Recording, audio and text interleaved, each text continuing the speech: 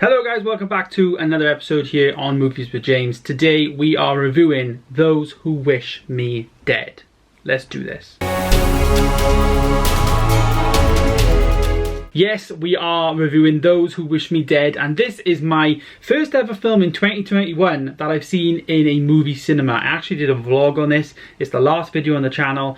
Only a short video, but it was nice to get back to movie cinemas and yeah, go and experience it on the big screen. This is one movie that is released in America on HBO Max. I also think it's on things like iTunes here in the UK, or obviously it's in movie cinemas as well. So you have two options to choose from. The film is directed by Taylor Sheridan, who's probably best known for his work on the Sicario movies. He actually was a writer on both of those films, and he's also worked on Yellowstone as a co-creator, as a director and writer and stuff. Before we get into the film itself, there was a very good cast in this film. Angelina Jolie, Nicholas Hoult, Aidan Gillen, Jon Bernthal and Tyler Perry. Now these actors I've seen in many films, especially Aidan Gillen. He has been in Maze Runner, as well as obviously Game of Thrones as Littlefinger.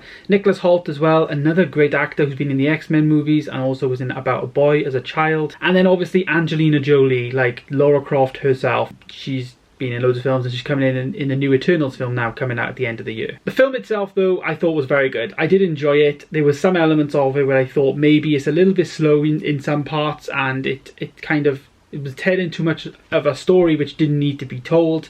In other words, Angelina Jolie's character Hannah was like the ex to the sheriff or the cop in town, but that never really had any substance to it towards the end of the story at all. So there was like no relevance in actually knowing that information, because it wasn't even as if they were close, like as friends or like, you know, past ex-partners or anything. They didn't really play on that at all. So there was no real, like, you know, need for it, I guess. But in a nutshell, the whole premise of the whole story is Angelina Jolie's character is a firefighter, and she is sent up onto this like tower that she has to look out obviously for like forest fires and stuff.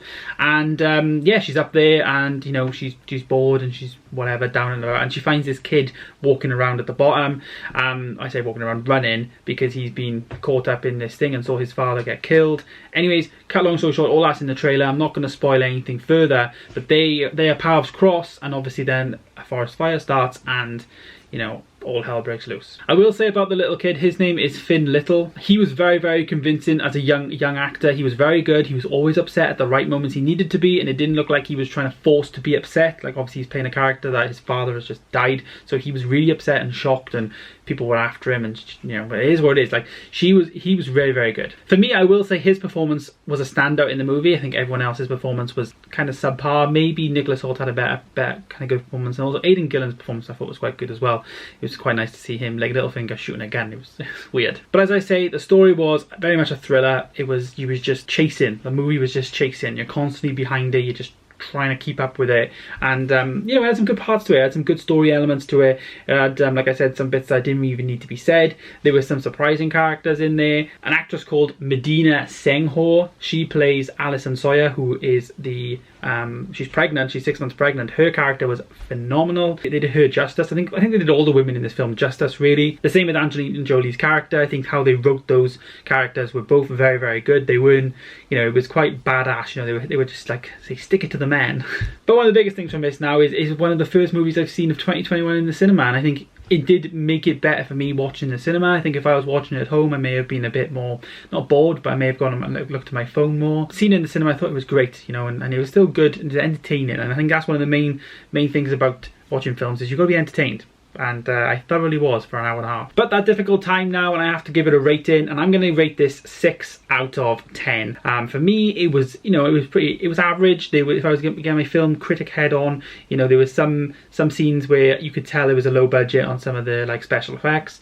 But other than that, you know, it wasn't a bad film. Like I said, it kept me entertained. Would I watch it again? Yeah. Would I buy it? Maybe add it to the collection? Don't know. That's kind of why it's a 6, and it's kind of in the middle. I'll have to maybe watch like reviews on like the Blu-ray that comes out, and if like the Dolby Atmos is good in home theaters and stuff, that kind of makes a decision for me then to purchase it. But yeah, nonetheless, if it was on TV and you caught it, you would have a good time, and that's the main thing. You get entertained. It is though, guys. Thank you so much for watching today's video. Subscribe if you're new, and I'll see you in the next one. Goodbye.